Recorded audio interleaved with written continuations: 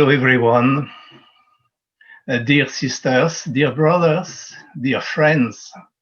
For this session, we will now embark for a new destination, almost a new planet, the one where science can illuminate a theosophy and vice versa.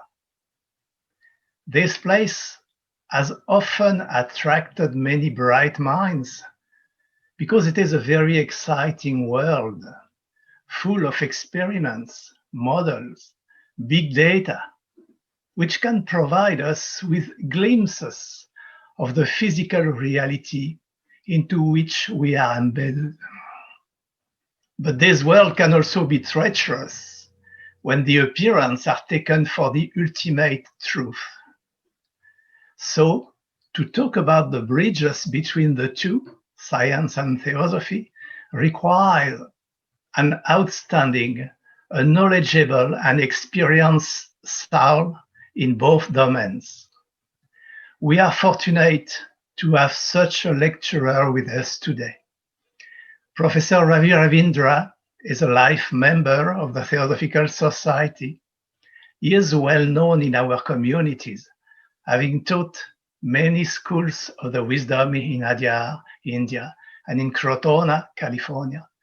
He is Professor Emeritus at Dalhousie University in Halifax, Canada, where he had taught physics, philosophy, and comparative religion. He is the author of many books, including Science and the Sacred. His today's lecture is about scientific research and spiritual search.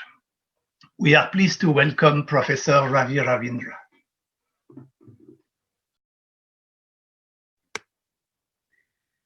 Thank you very much, Jacques. Let me begin with two obvious facts.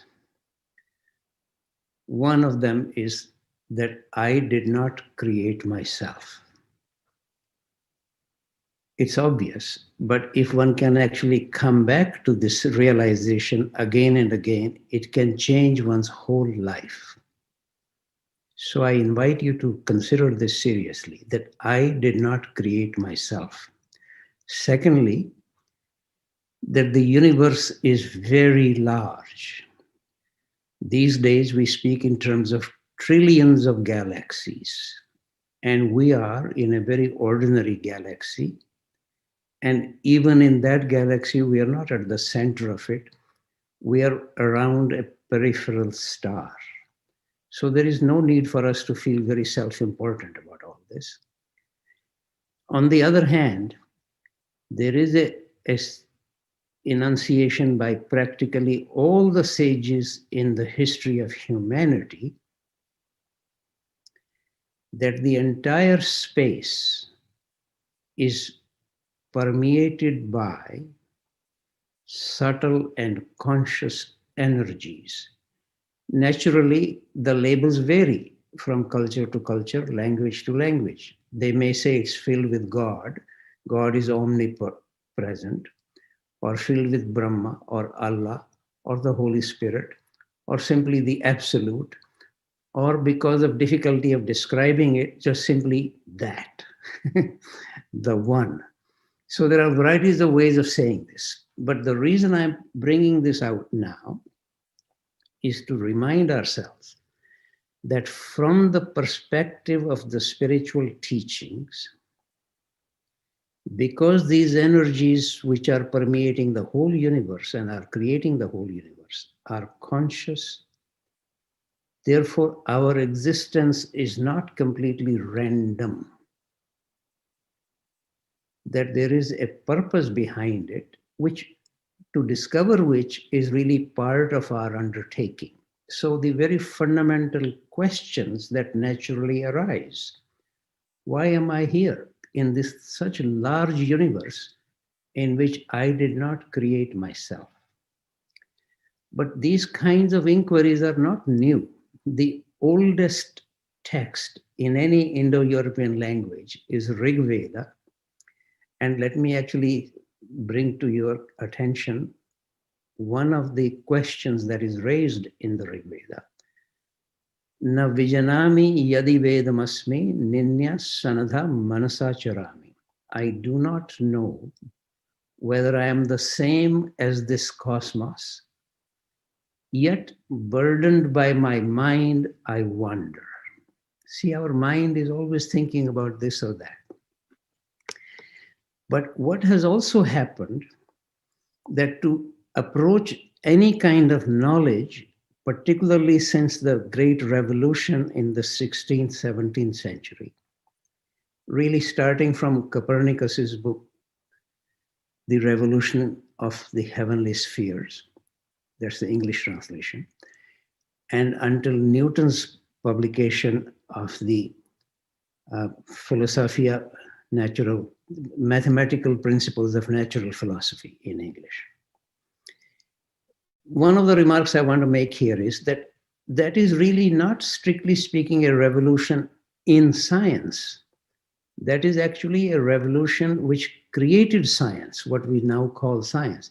So it's really a revolution in thought.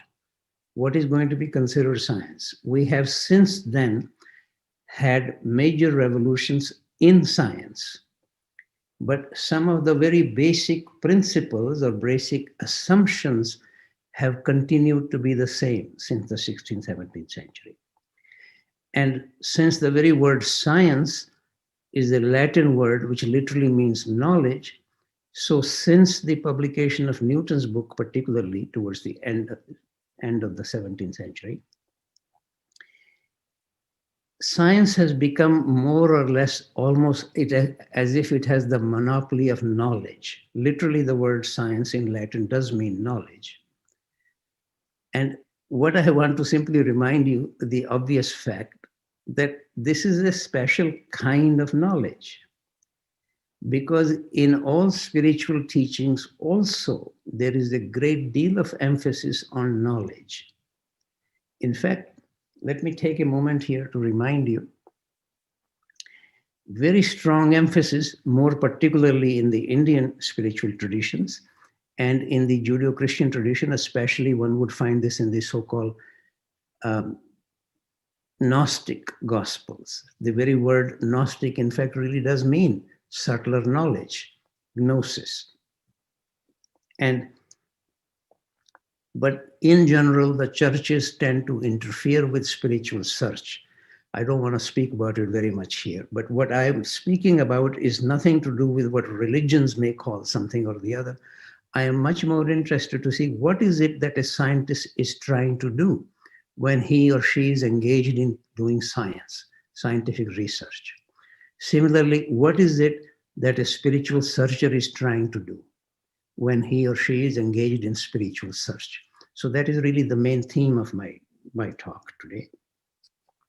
So not generally what gets called science and religion, because one can understand many different things by these words these days.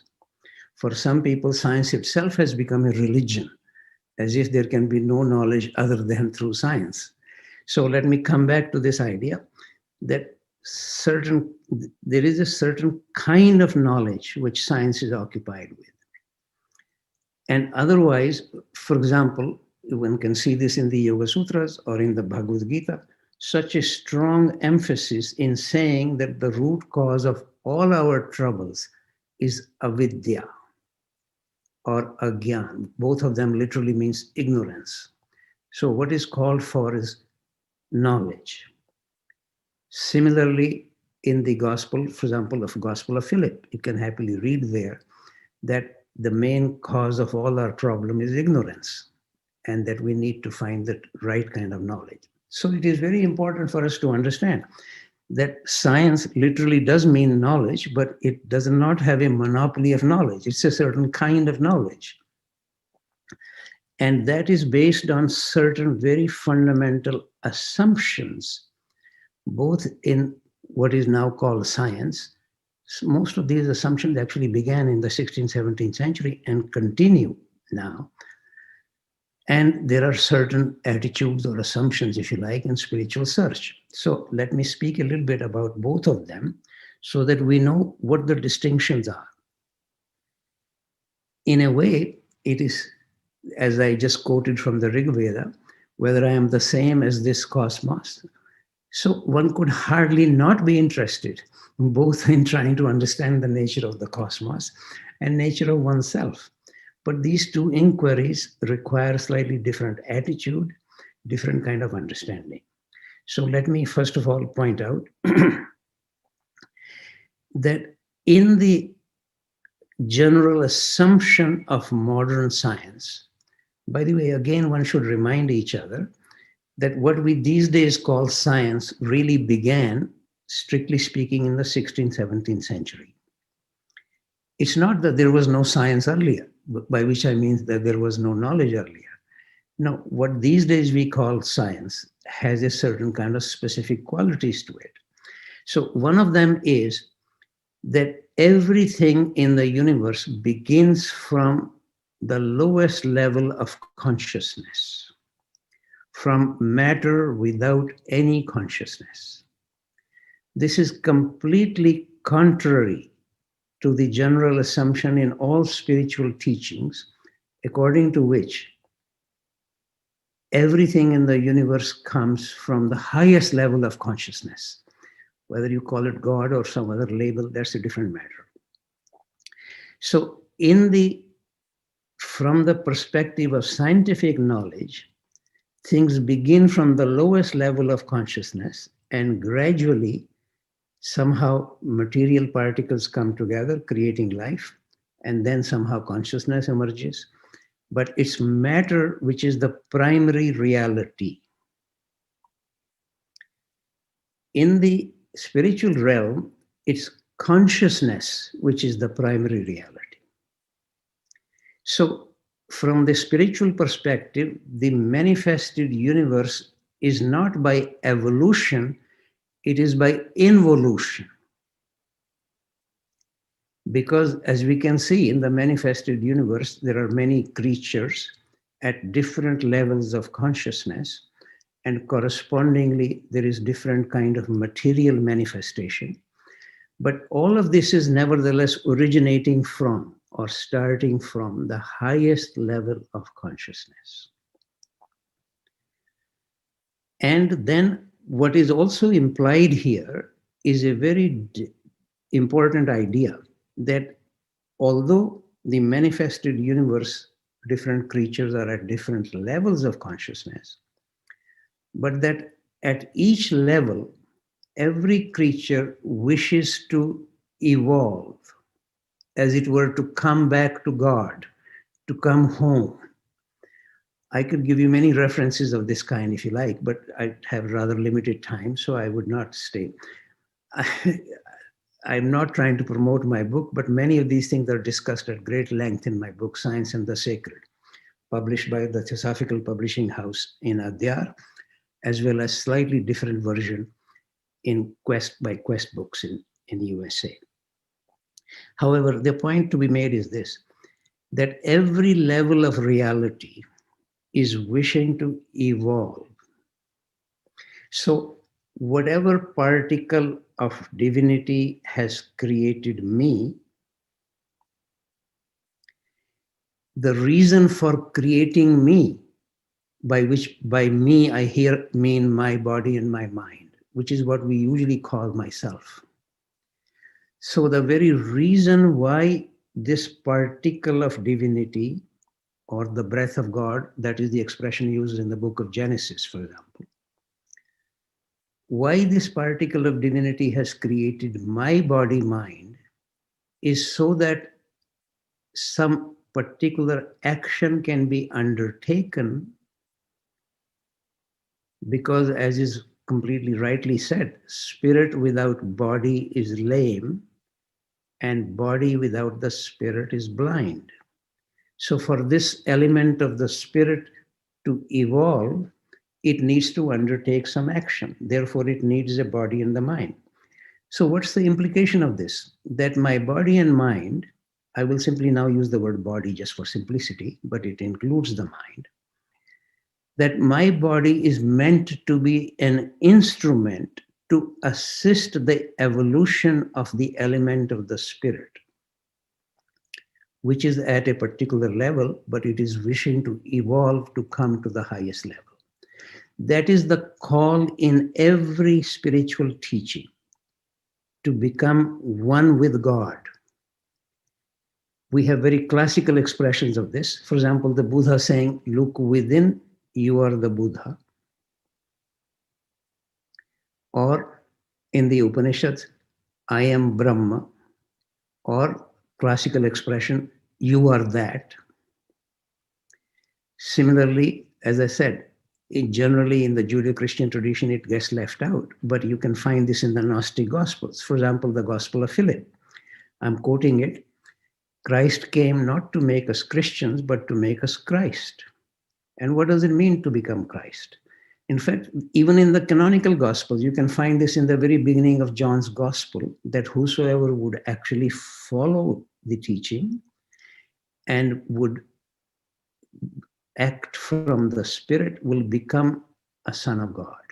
That's the call. And Christ himself, not always, but at the highest level of consciousness, or I sometimes call it the Mount Sinai of consciousness, actually said, the Father and I are one. That is the call for everybody, for all of us to become brothers and sisters of Christ, just like him, to become sons and daughters of God, and eventually, at whatever level, to become one with God. There is no need to fantasize that this is easy. In fact, all of the great sages themselves have said, for example, Christ, this is one of the remarks of Christ, many are called, but few are chosen.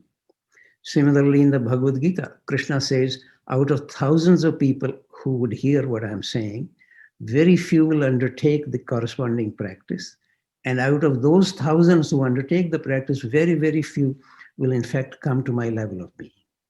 But the call is, for example, in Krishna repeatedly says in the Bhagavad Gita, call is to come to his level of being, to come to oneness with God. That is the search of every spiritual searcher.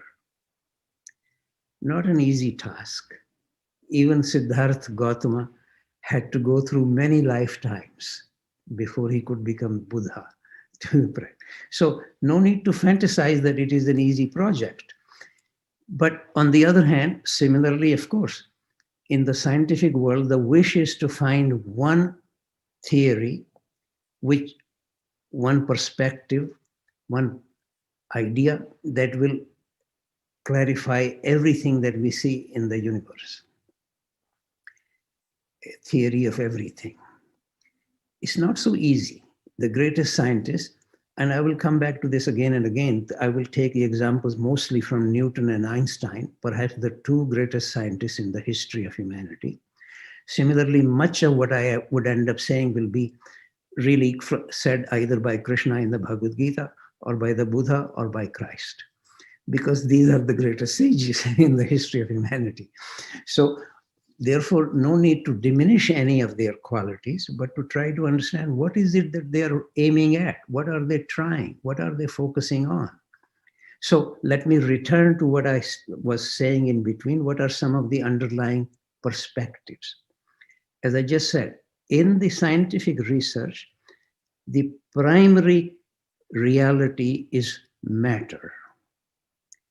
In the spiritual search, the primary reality is consciousness.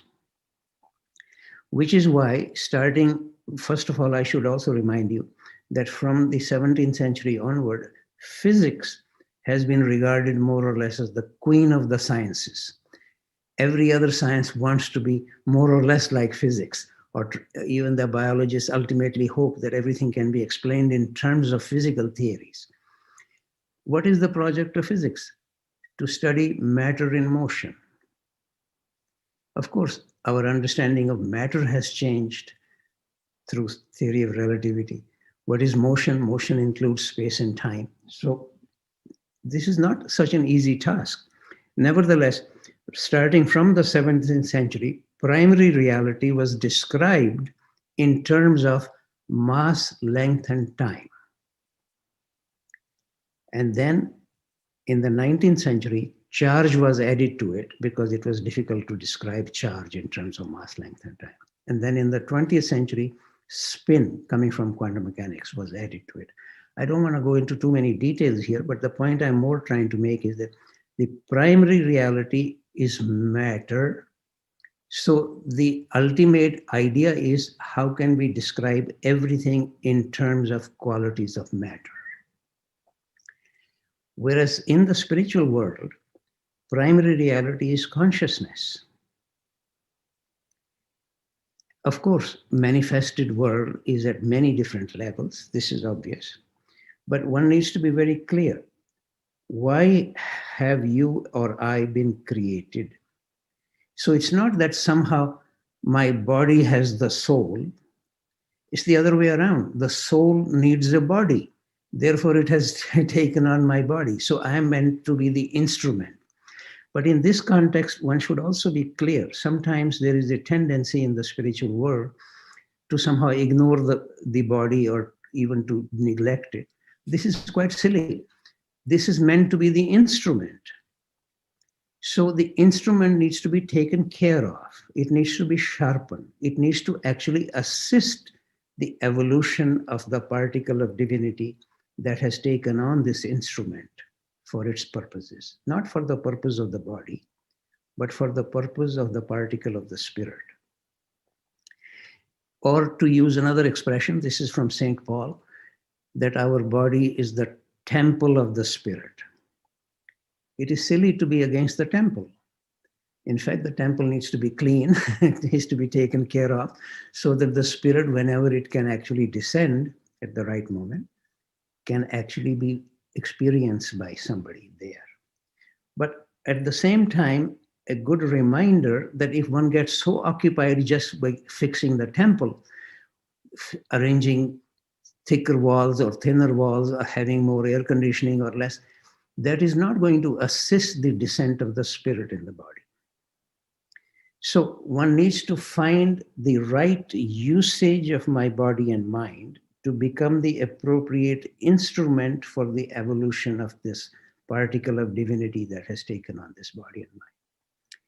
The purpose of this whole end, purpose of my existence is not to assist the body and the mind to rise, because it has been repeatedly said, and one can see this in one's own experience, that the body-mind, usual body-mind, is driven by desire and fear, which is why whenever, first of all, just to be clear, it's easy to say that I wish to come back home, come back to God, but it's not only a large, long process, but there are many, many obstacles.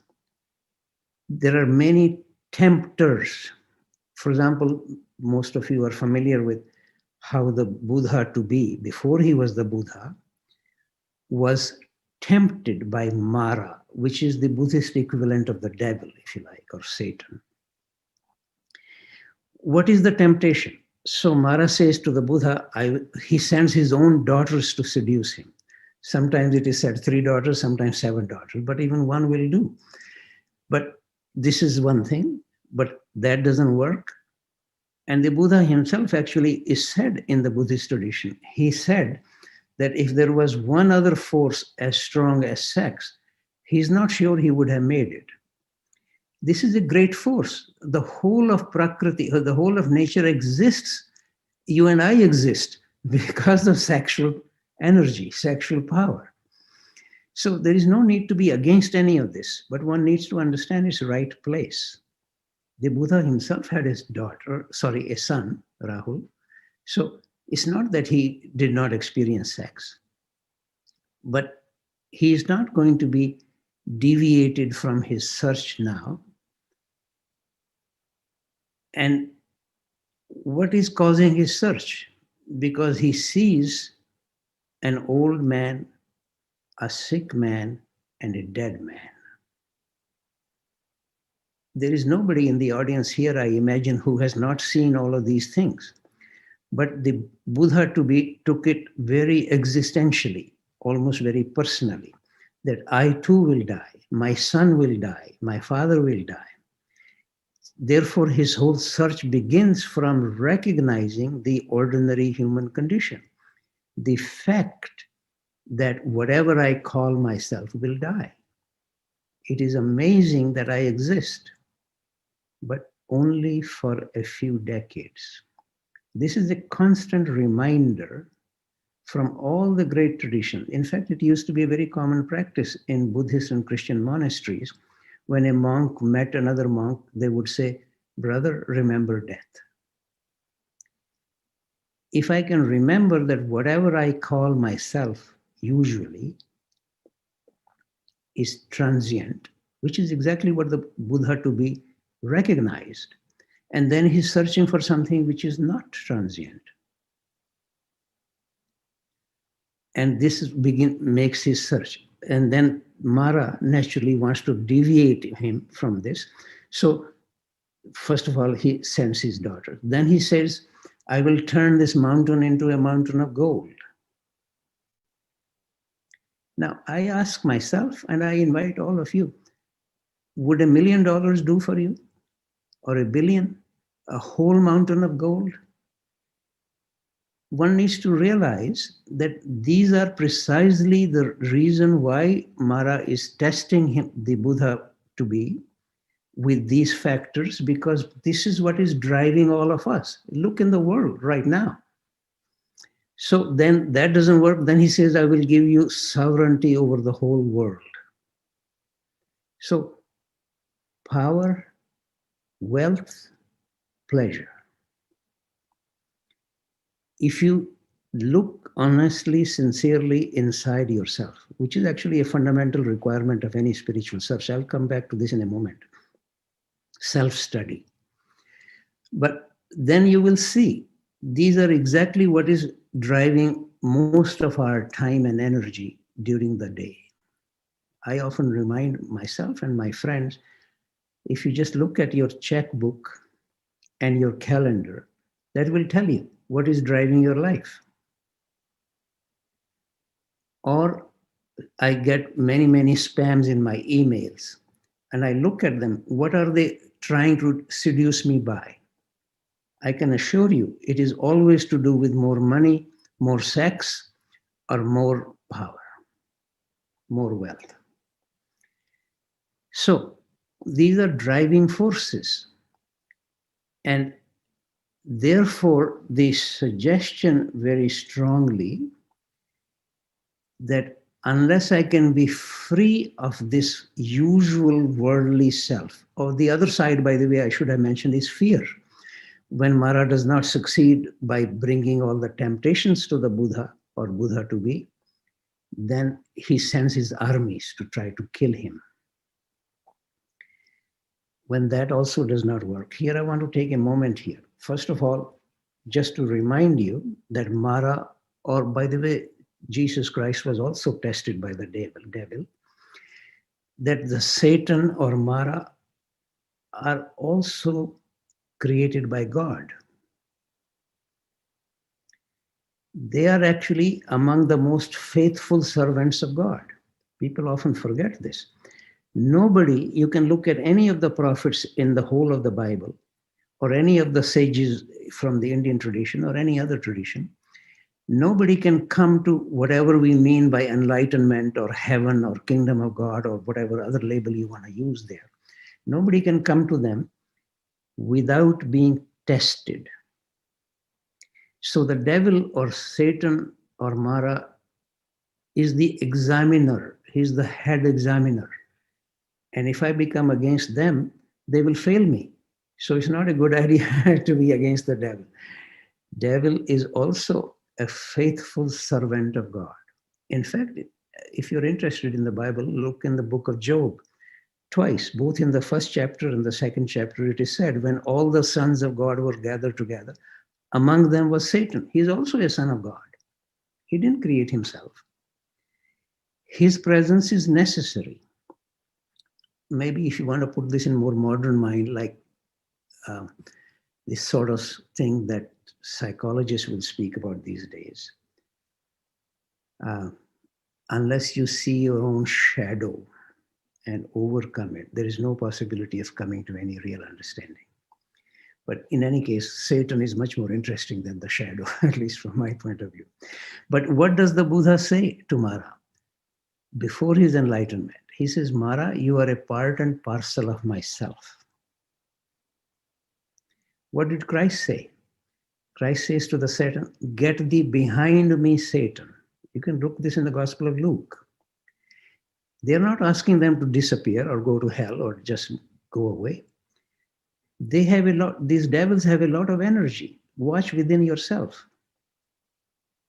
All these egotistic tendencies, all success in the world, etc., is a lot of energy. Question is not therefore to be against that or against this energy or to be against my body or my mind. Question more is to find their proper place, right place. My own teacher, Madame de Salzman, she was a very responsible person in the teaching of Gurdjieff. And she actually made this remark that ego is a good servant, but a bad master. Who needs a servant who just wants to lie around and do nothing? But if the servant begins to run all the decisions in the household, that's where the problem comes. So there is no need to be against the ego. Ego, every serious remark of Christ begins with the word ego. Ego simply really means I or Atma in Sanskrit. But one can be complete, this has many levels. One can be completely selfish or occasionally completely selfless. This is the call. For example, a remark of Christ in the Gospel of Matthew, unless you leave yourself behind, you cannot be a follower of mine. Similarly, a very ancient text in India, Shatapatha Brahman. Actually, this is a remark from there. When a searcher comes to the sun door, he will be asked, who is it? If the answer is anything other than nobody, he may not enter. So it's really the whole search actually is to do with more and more freedom from my usual self, so that the real self can actually manifest through my body and my mind, through my activities. Therefore, no need to be against the ordinary self to find it to be the proper instrument to assist the evolution of the real particle of divinity that has taken on my body-mind.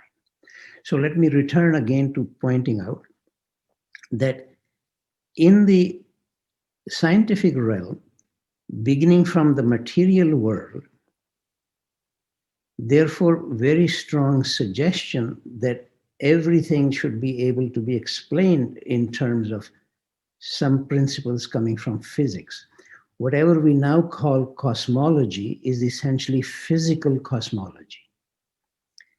There is a very strong, one may say assumption, if you like, but a very strong assertion in all spiritual teachings that there are many levels of reality subtler than the body and the mind. In fact, this is almost the very meaning of the word spiritual. Spiritual almost literally means something subtler than the mind. But the spiritual realm is very large. Just to remind you, for example, in the Bible, you will find 9 orders of angels between human beings and God. They're all spiritual. So sometimes one may have one extraordinary parapsychological experience, and to imagine that now I'm at the level of Christ or the Buddha is quite crazy. No, it's a very large realm. So as I just, very, very large realm, but subtler than the mind, which is why every serious spiritual teaching very much encourages to find situations, often to do with meditation, in which the mind can be quiet. Just to remind you, this is a remark of Madame Blavatsky, mind is the slayer of the truth. Ordinary mind actually belongs to the opposing team. So the very substantial first sutra in the Yoga Sutra is actually the second sutra in the first chapter, is yoga is stopping all the movements of the mind. That is the call. Can my mind become quiet? And in fact, Krishnamurti, when he speaks about meditation, he said, you don't have to sit down somewhere in lotus position or whatever. Whenever the mind can be a little quiet, whenever one can be a little free of the mind, that is the state of meditation. In fact, for many people, it is much more assisted by going for a walk in wilderness or by looking at something very large, such as the sky with the stars shining or the ocean. Just as whenever we become aware of the largeness of the cosmos, then one is not so convinced that I can fill the whole cosmos here. Then one begins to see that I'm merely a drop in the whole ocean of being. But the call from all the great sages. This is actually a remark of a great Sufi sage in India, Kabir, saying, if the drop can connect with the whole ocean, then in a way the whole ocean is in the drop. This is a very remarkable statement of Kabir. In any case, let me now come back to the point I was trying to make, that from the perspective of the spiritual tradition, since the call is to become one with God, it requires to be a little bit freed of my usual association with myself, that I am this body and this mind, which is running the whole universe. So this is nothing so surprising. But therefore, the fundamental requirement in any spiritual practice is self-inquiry. Because unless I know what is the self that is occupying me, what is holding me down here, how can I be free of this? So very strong requirement in absolutely every spiritual search is on impartial self-study or self-knowledge or self-observation, self-inquiry. Many words get used. Don't get attached to one word or the other. But and there is also a very important principle here. Let me actually mention the principle that self-awareness is the mechanism of self-transformation. Because the call is for a radical transformation of my being from my usual worldly self to become one with, if you like, a capital S self, one with God. It requires a radical transformation, or sometimes it is even called a whole new birth is required. And it is silly to imagine, as actually some of you can read this in the 3rd chapter of John's Gospel, Nicodemus, who comes to Christ, asks him, how can I enter heaven? And Christ says to him, a whole new birth is required. And Nicodemus, literally the word means the ruler of men. But how absolutely ridiculous his question is. How can an old man like me re-enter the womb of his mother? See, this is a very strong tendency everywhere to take things literal-mindedly. Similarly, the so-called virgin birth is taken very literal-mindedly. It's really, virgin birth is the spiritual birth. In any case, I don't want to get into more details of this unless there are questions later on. Let me return to, first of all, suggesting again the great importance placed on impartial, deep self-study or self-inquiry or self-awareness. I personally tend to prefer the word, I know Krishnamurti repeatedly emphasized the word self-inquiry. I personally prefer self-awareness, because in contemporary English usage, inquiry, as if it's coming from me. Awareness, partly coming from me, but partly is coming to me. I need to receive something which is being emanated from the spiritual realm the whole time. But it doesn't matter what phrase you use. Words are required, but don't get stuck on any phraseology, mine or anybody else's. So coming back to there is no such requirement in the scientific research, because the project there is not the transformation of the human being. It's not the transformation of the scientist. Therefore, there is no call for any kind of self-inquiry. I have personally been very grateful having met some extraordinary scientists, particularly at the Institute of Advanced Study in Princeton. Some of them are remarkable human beings, but some, I can assure you, you would not want to invite for tea at home. Because the quality of the scientist has nothing to do with the quality of their science. They may be completely selfish, completely self-centered, can produce great Nobel Prize winning physics. There is a different call in the spiritual realm. It's the very transformation of the being of the person. That's the enterprise. That's the whole project. So therefore, self-inquiry, seriously. Whereas one of the great contributions of modern science, starting from the 16th, 17th century, was in fact insisting that one needs to make observations, not simply to believe something being said in the Bible or anywhere else. In fact, this remark of Galileo, he's actually quoting it from somebody else. It's not originally his remark. That Bible tells us how to go to heaven, but not how the heavens go. How the heavens go requires observation. This was a very fundamental contribution of modern science. Therefore, relying on what we can directly find or observe. But it very soon became almost wholly occupied with external universe. Whereas the whole project in spiritual search has to do with my internal universe.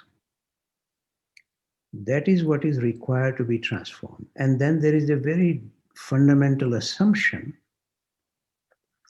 that in principle, the whole external universe can actually be mirrored inside us.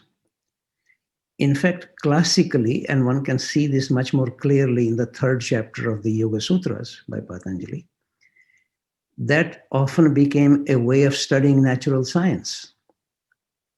That you focus deeply on something within yourself, and that will reveal to you the workings of external nature, because of the principle that in principle the whole external universe can be mirrored inside us, as if each one of us has a hologram of the entire universe inside us. And therefore, very much more emphasis on self-study, self-knowledge, etc., as I just mentioned here, deeper and deeper and more impartial. Of course, there is a lot of emphasis on direct observation in the sciences as well, naturally, because that's what I just said is one of the major contributions of the science. Not simply to just believe something, but to see how does it correspond to what we can observe. But it is important here to recognize that observations in science, and more particularly in physics, which is the queen of the sciences, are made in experiments. Human beings are not experiencing them as we understand the word experience. In fact, in the last at least 100 years, no physics experiment has been conducted by any human beings, because the mind does not experience. All experiences by sensation or feeling. It is very important to realize this. Of course, it is silly to be against the mind. Then the experimental data, experiments essentially is in externalized sensation. How high the mercury is in the thermometer or any other instrument that we are using. So based on all that data, the mind can look at it and suggest something that will include all of this data in one single theory. or even proposed other experiments that can be done or that should be done. So there is no need to be against the mind. There is no need to be against anything. One needs to really find the proper place of everything, even of the devil. So therefore, one needs to understand that the experiment is something quite different from experience. In English, one is a transitive verb, the other is an intransitive verb. I can experience a flower, or I can experiment on a flower. Those two are quite different, have different implications. The kind of experience that is being recommended in the spiritual teachings has to do by closer and closer identity, almost as if it's a state of love. Many of you have heard repeatedly a remark made by Krishnamurti, observer is the observed. Simply to quote that is easy, but to actually see this in practice is not so easy. That observation by identity with what is being observed is a very large undertaking. This is actually the whole definition of samadhi in the Yoga Sutras.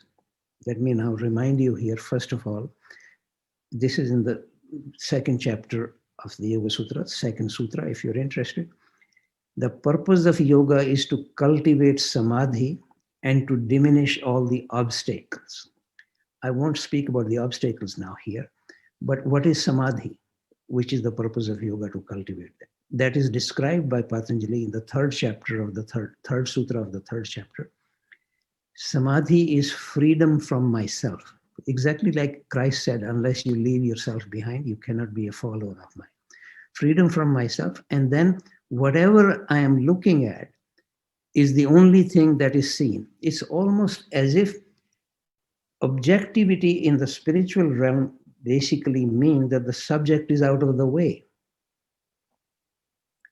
It's almost like seeing without the seer, or the seer and seen become identified.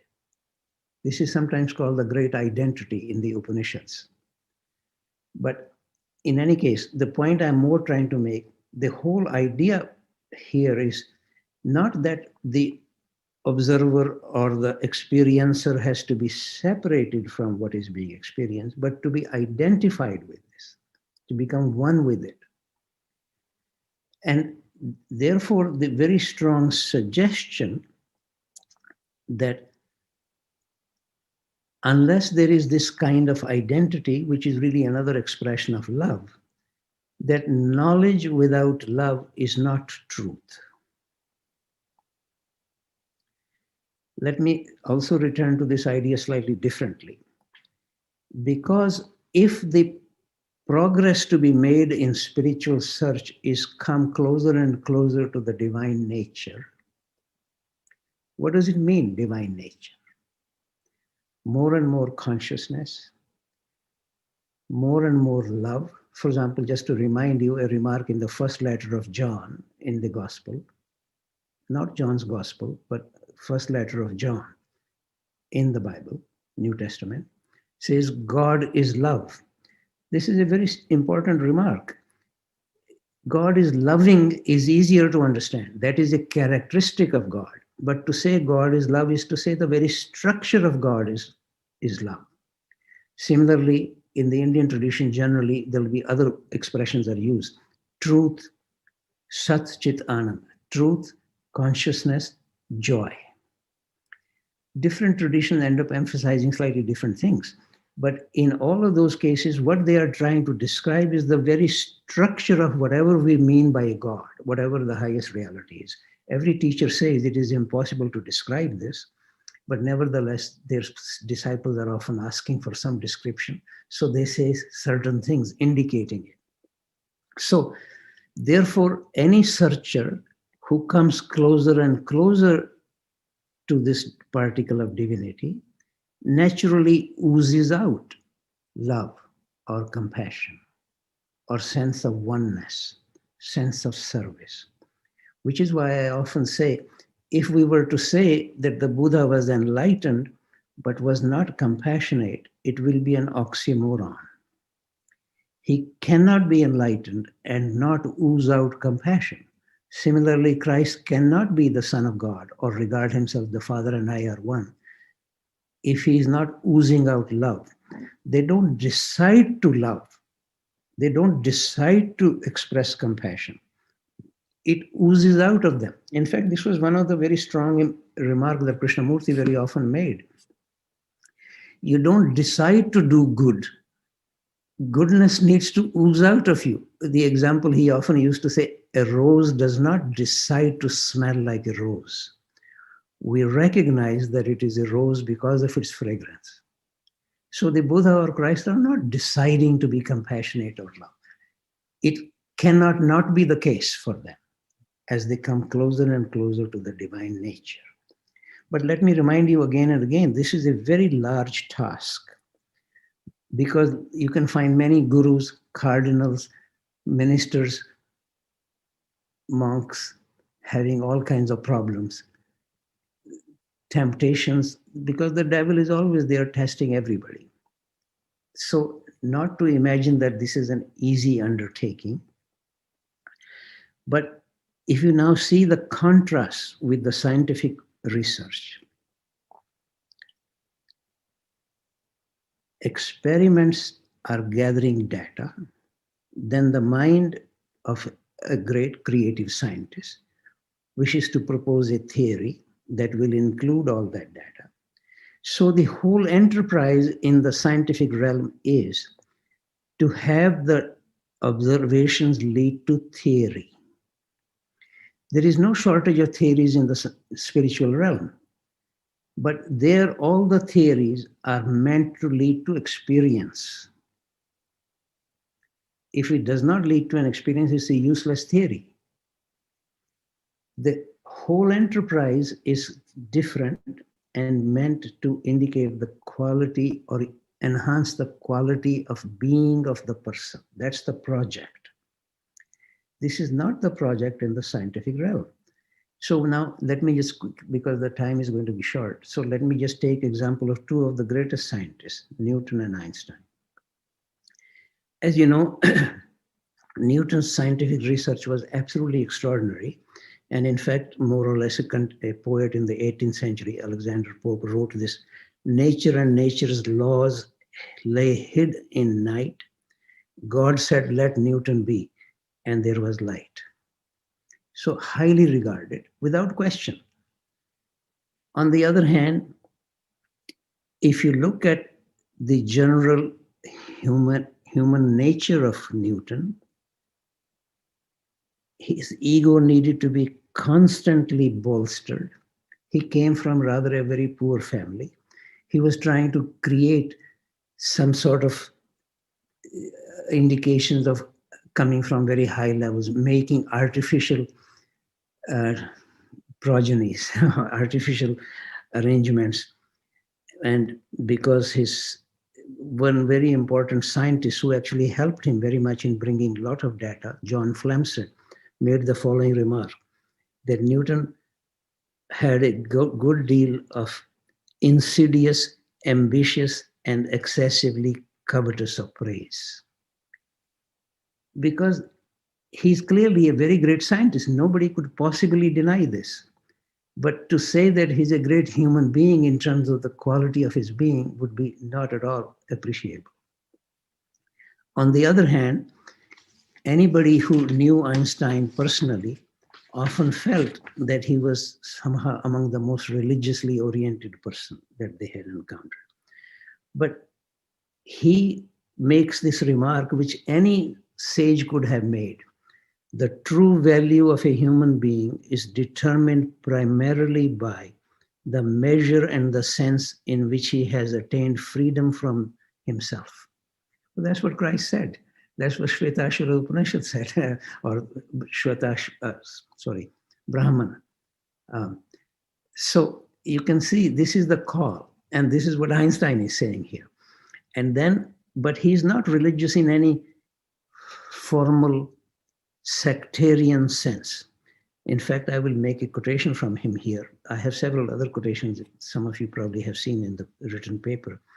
My religion consists of a humble admiration of the illimitable superior spirit who reveals himself in the slight details we are able to perceive with our frail and feeble minds. That deeply emotional conviction of the presence of a superior reasoning power, which is revealed in the incomprehensible universe, forms my idea of God. Very close to many other great philosophers, like Spinoza would say something very similar, or Plato would say something very similar. Shankara would say something very similar, but different expressions. In any case, the point I'm really more trying to make here, that scientific research neither calls for a particular quality of human being, nor does it assist the development of that quality. But it requires a particularly strong mind, a great deal of training, a great deal of understanding. And of course, to make any observations in science, you need the right kind of instruments. But that is the same suggestion in the spiritual realm. In fact, this is the remark of St. Paul, again in the Bible. Eyes of the flesh see the things of the flesh. Eyes of the spirit, the things of the spirit. So how do we cultivate the eyes of the spirit? We can extend our microscopes, telescopes, any other instruments as much as we like. They still remain eyes of the flesh. Eyes of the spirit, in order to cultivate this, require a quiet mind and freedom from all my desires and fears, which I need to understand what they are by an impartial self-inquiry. And then if I or anybody comes closer and closer to that divine nature, compassion, love, sense of service, etc., oozes out of their being. Then they are, as Einstein was saying, to be free of themselves. This is a call that he's calling.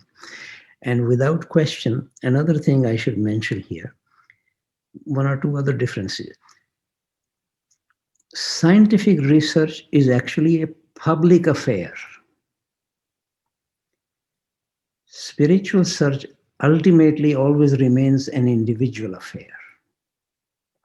If Einstein publishes a theory and it is verified, then I don't have to waste my time to create that theory. But even if the Buddha, if you like, published the Noble Truths, I still have to spend my time trying to understand them. So the scientific research is a very public affair. Spiritual search always remains a private affair, individual affair. That doesn't mean that the others cannot assist me. In fact, I have often reminded people that almost the fundamental requirement for any serious spiritual search is to be periodically meeting with fellow searchers. Otherwise, there is always the possibility of either despair, because I see how terrible I am full of jealousy, full of greed, etc., and one can get into despair. Because this is what all the things that the devil is going to show me exist in me. Everything exists inside me, including the devil, including God. And then there is this possibility of despair. The other is fantasy. So that is very much, both of these are helped if I'm periodically meeting with some fellow searchers. So this is not to say that nobody else can assist me in spiritual search, but it still ultimately remains my individual search. Also, another thing I should mention here, that in principle, first of all, both scientific research and spiritual search, both of them actually arise from a sense of mystery. Something is very mysterious. The whole universe is very mysterious. And in fact, Einstein makes this kind of remark also, that we begin from that mystery. But scientific research, in principle, scientific mysteries can be solved. I myself give you a very simple example.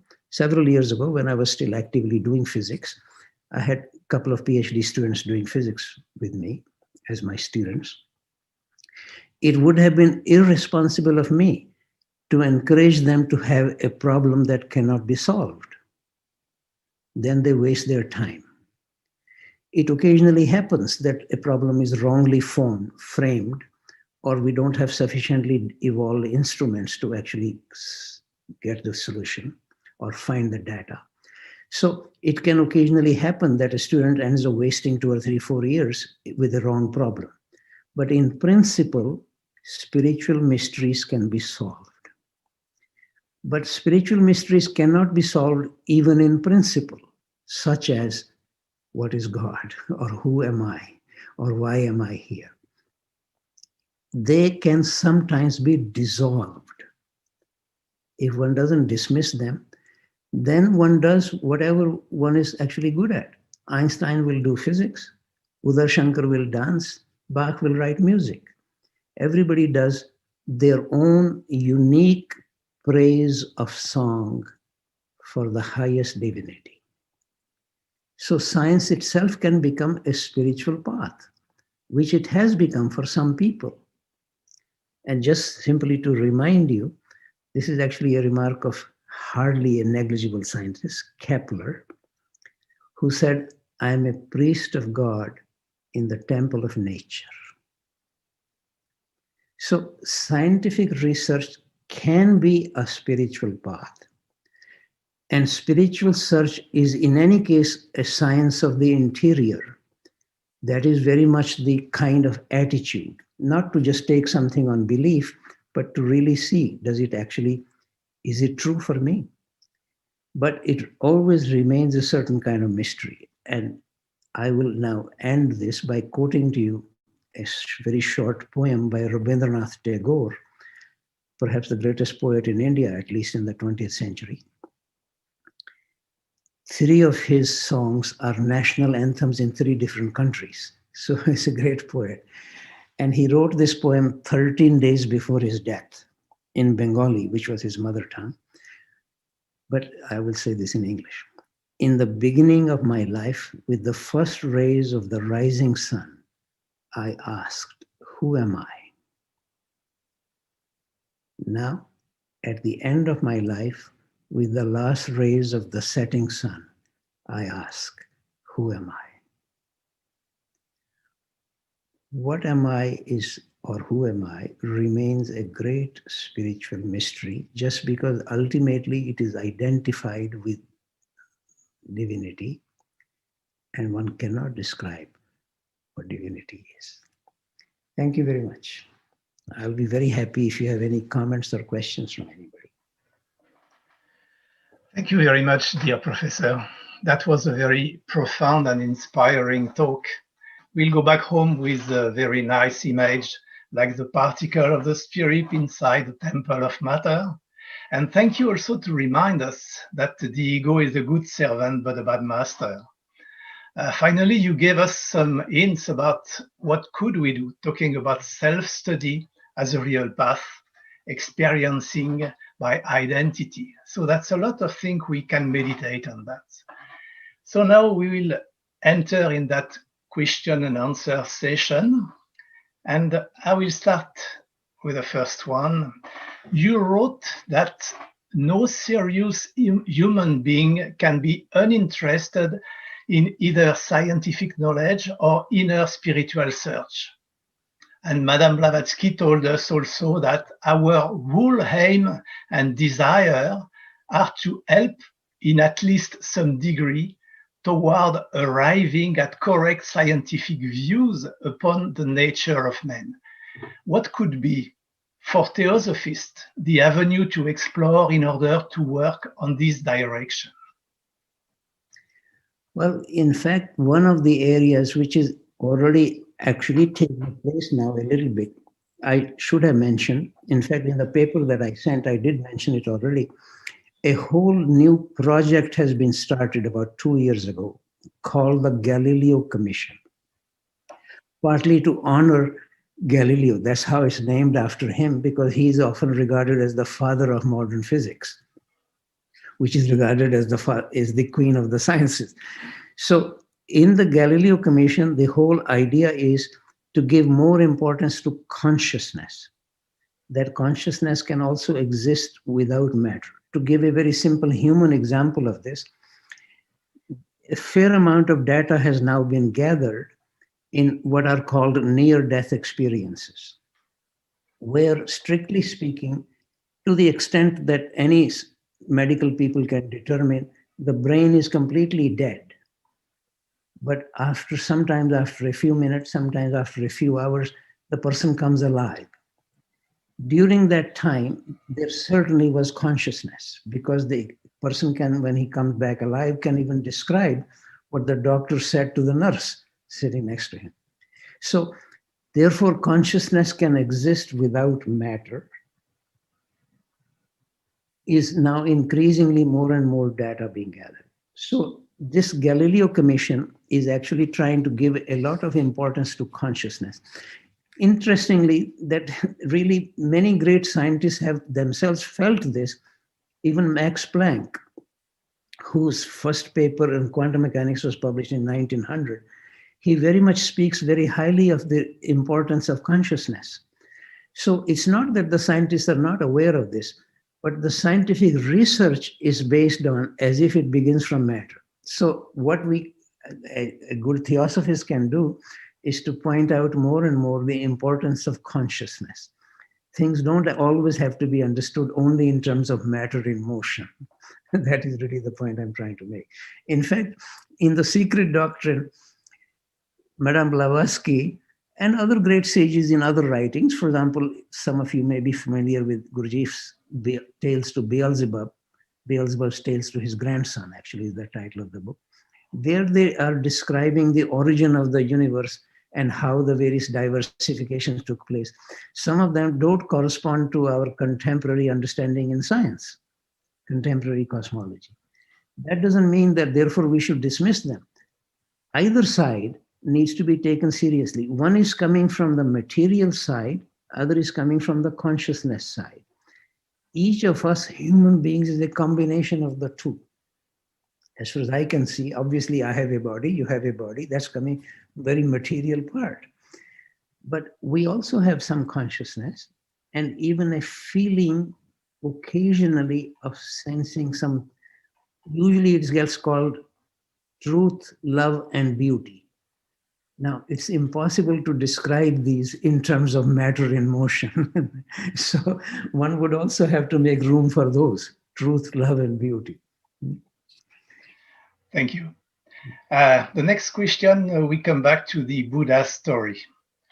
When Siddhartha was tempted by Mara, Mara's last attempt to corrupt Siddhartha was that he should face Mara himself. So Mara said, "You are at the brink of enlightenment, but I will not allow you to pass. Fight me." Siddhartha said, "No, I will not fight you, because what you fight, you become." And Krishnamurti also said the same. Can you elaborate on that? Yes, well, some of you may have noticed en route in my talk, I had made this remark, not to be against anything, but to find its proper place. Because whatever I am against, because I don't like it or I want to get rid of it, in fact, one cannot get rid of anything by just becoming against it. Temporarily, one may even succeed. But to find the proper place of everything, including of Mara, or you could say selfishness, ego, hankering for pleasure, hankering for money, even that has its place. You and I cannot survive in this world without a certain amount of material goods. Now, should I just go and steal it from a bank, or should I do my hard work to do the proper time and place to get something? So therefore, my suggestion is, and this is very much related with the remark that you just quoted from the Buddha, not to be fighting with the Buddha in the sense of trying to kill him or to be against him. The Buddha didn't actually do that. In fact, he made this remark, Mara, you are a part and parcel of myself.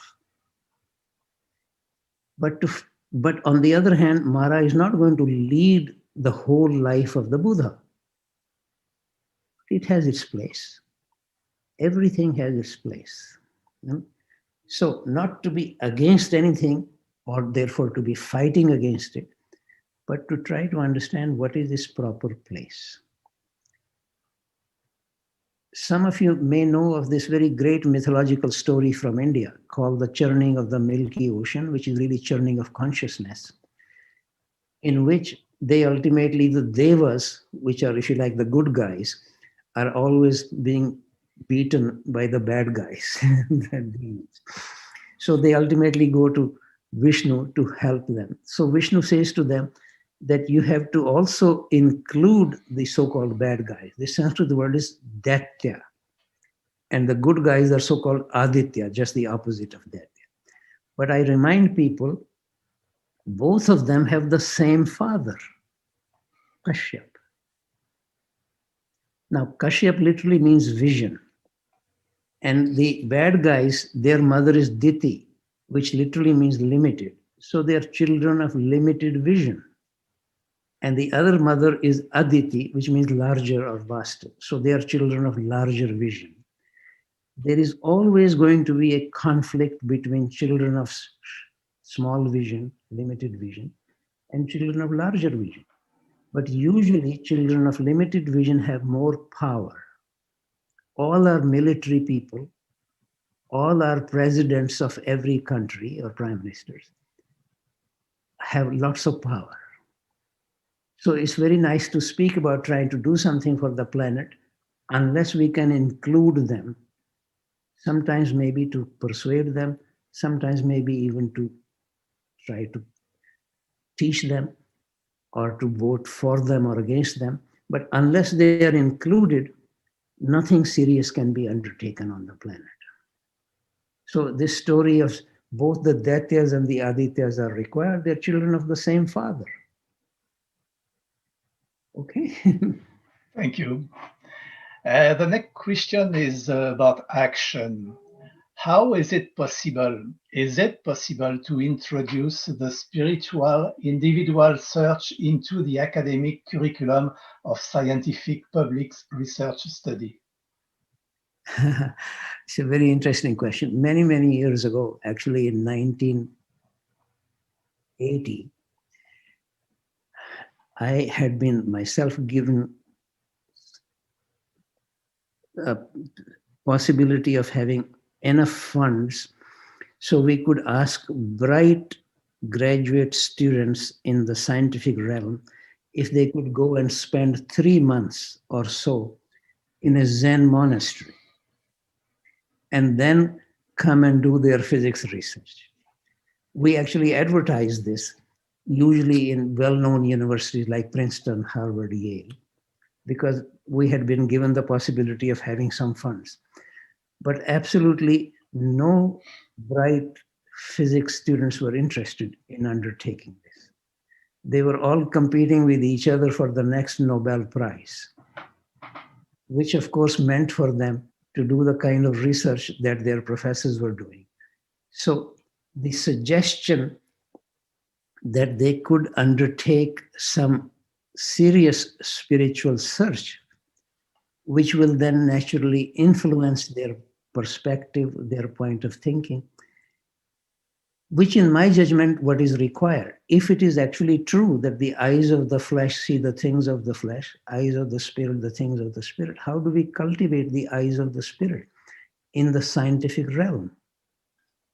So that then we could actually experience and study more deeply those aspects of reality which belong to the eyes of the spirit.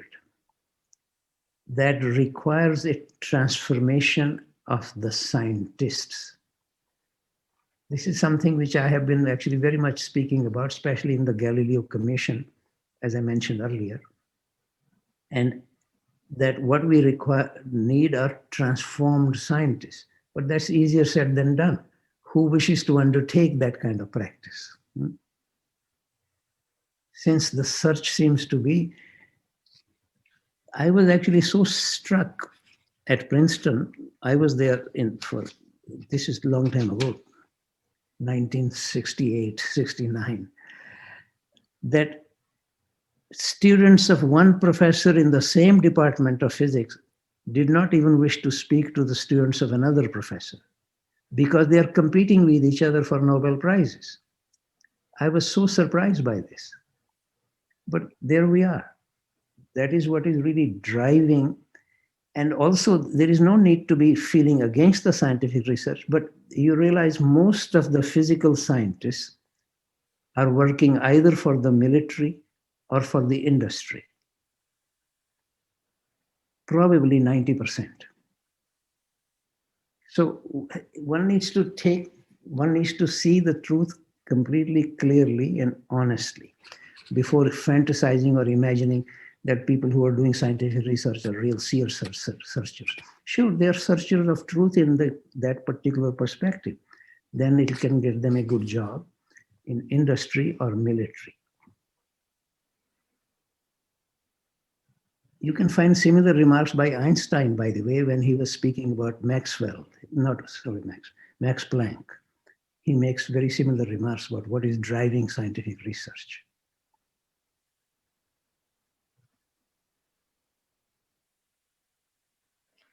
Thank you.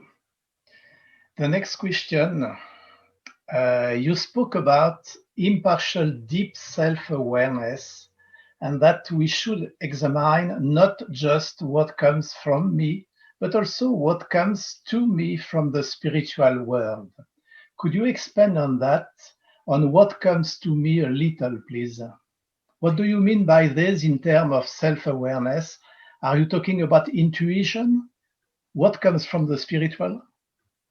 Yes, it's quite interesting that even in the scientific realm, although so much emphasis that everything has to be determined by the mind, many scientists would say they came to their important idea. In fact, Newton makes a similar remarks. And they came to it through, often they would use the word intuition, or they were tired and fed up and gave it up and went to sleep or had a drink, and then suddenly they had some insight that came to them. And intuition is a kind of a feeling. It's a very subtle feeling. And what we need to realize is that feeling is often the first avenue to truth. By feeling, I don't mean ordinary emotion like anxiety or worry or resentment or anger. I mean slightly refined feelings. And here, maybe I will be happy to quote to you a well-known scientist. After all, Pascal, everybody knows Pascal. We measure so many, the pressure is measured in so many Pascals. This is what he said.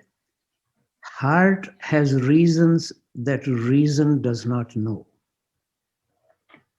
We often forget that feeling is often the first receptor of truth, subtler truth. And so, whatever we mean by spiritual understanding, sometimes in a quiet moment, which may be in meditation or just going for a quiet walk by yourself. Meditation doesn't mean just sitting down in lotus position. You feel a connection with something larger, higher, something other than myself. That is a feeling connection. Then, of course, the mind can enter, try to understand this, try to elaborate this if necessary.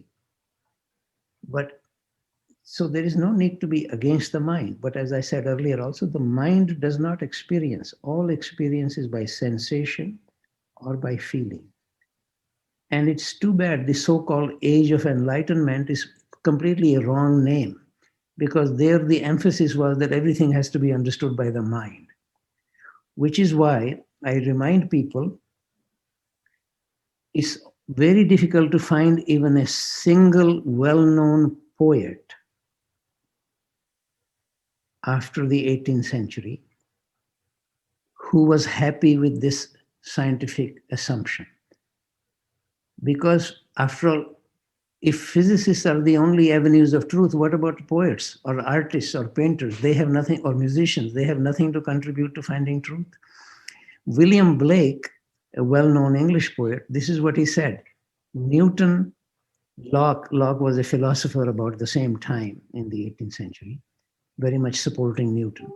And Bacon was the president of the Royal Society of England. So Newton, Locke, and Bacon are members of an infernal trinity. You can find any other poet, Goethe or Wordsworth, Keating, anybody.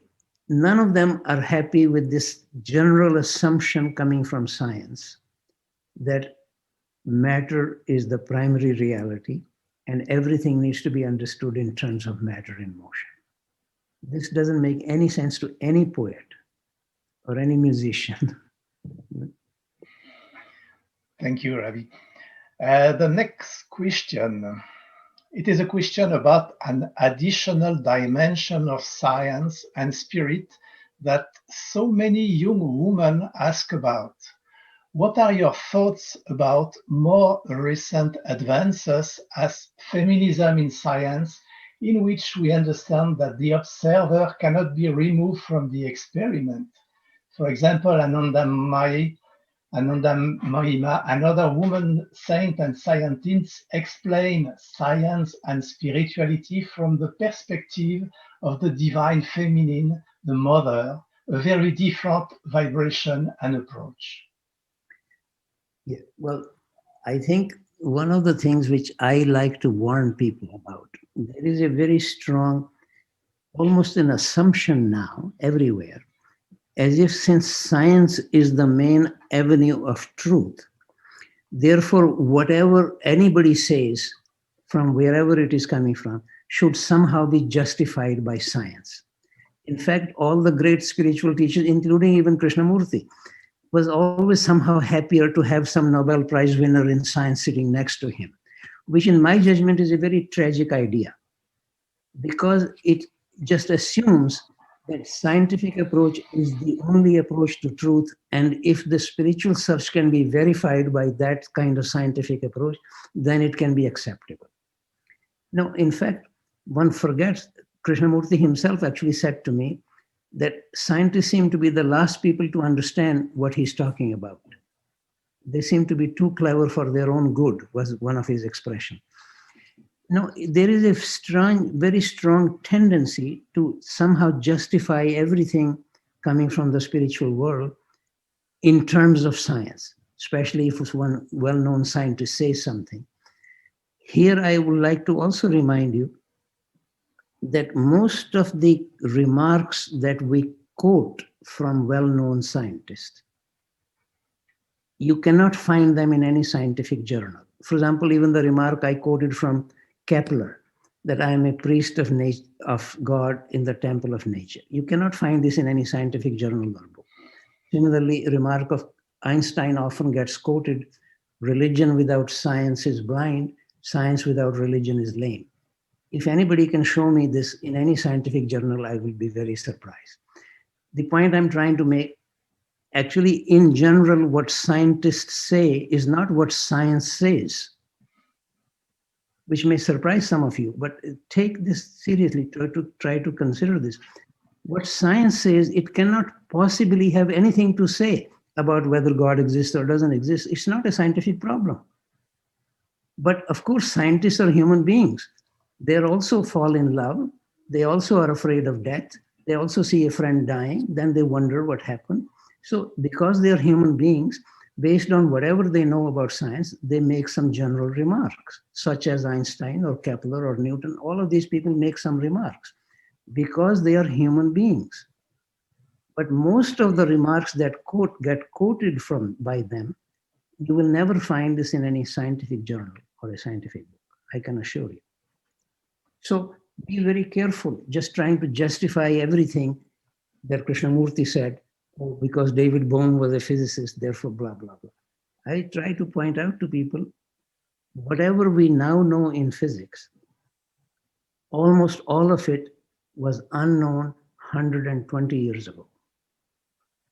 So give some importance, some that these scientists have some intelligence. In the next 120 years, they will find something more. Or maybe next 1200 years, they will find something more. But that won't change what the Buddha said or what Christ said. So to imagine that contemporary science is now proving what the Buddha said or Christ said or Krishna said is quite crazy in my judgment. People just forget science is an evolving project. It will change in its nature. Other things will be found. There will be other great scientists. So allow some more credit to the scientists and not to imagine that we have come to the end. Thank you, Ravi. We will start with the last question. We are reaching almost the end of the slot. So we said that reality is oneness, and each aspect of it that we perceived, either through the mind knowledge acquisition or through the revelation intuition, belong to reality. So the question is there a way to reconcile both language and methodology to reach a holistic vision of reality? Well, really, reality is a very tricky expression because almost everything that we see, first of all, if you like, purely from a spiritual or a philosophical point of view, repeatedly it gets said that this is all Maya, this is illusion. The reality is something far subtler. Similarly, from a physics point of view, you can look at my hand here and think this is solid. Any physicist will tell you there's mostly empty space in here. So what we ordinarily see is not reality. The call really is, again and again, to see with the appropriate instruments. Of course, in the scientific world, that has a different meaning than it does in the spiritual world. And therefore, what are the right instruments? And then what one sees through them. For example, the whole of the great discovery of the bosons or the so-called God particle, which was really a wrong label, as you probably know. It actually was labeled by the physicists who wrote a book called the goddamn particle because they were unable to find it. But the publisher suggested it will sell better if you called it the God particle. You can find this on Google if you like. The so-called God particle was actually called the goddamn particle because it was not being discovered. So one can, but then that is one kind of particle coming from certain kind of instruments.